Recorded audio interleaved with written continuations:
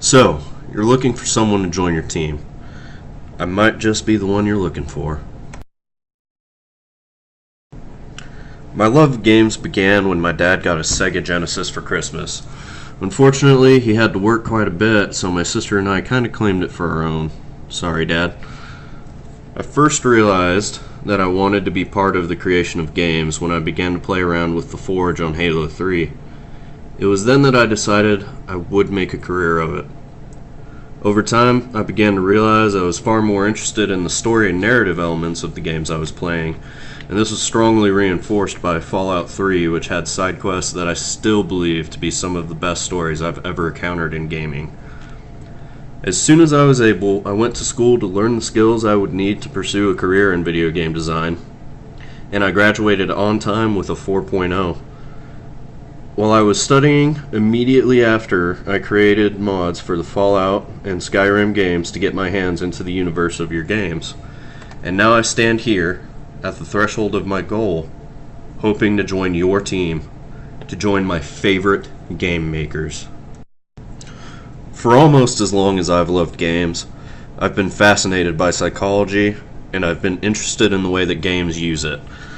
From my studies, I've learned how to use it to make experiences that are intrinsically rewarding to players, and to create deep characters that almost exist outside of the world, almost pop right out into your living room.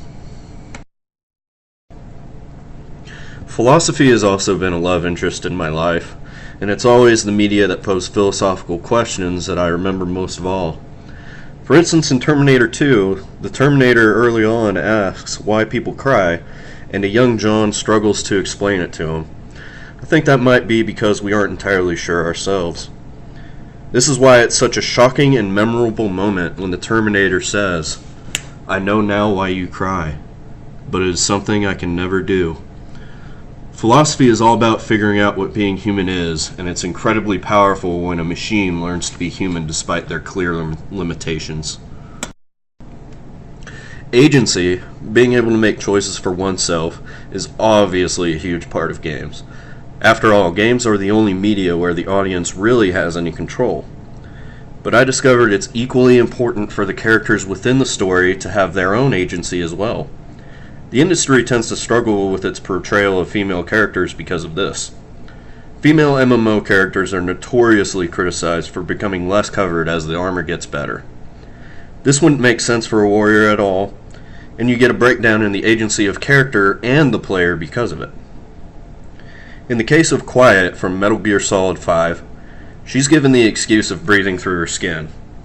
However, this wasn't a choice made by the character, and therefore, it is just that, an excuse. There's no agency of character in that design.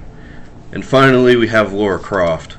Of course, her design has been sexualized as well, but it seems much more acceptable for some reason. What might that reason be? The character herself made the choices, and they would make a fair amount of sense if she were to explain her wardrobe in her own words. That is good agency of character. Let me help you continue to make quality games.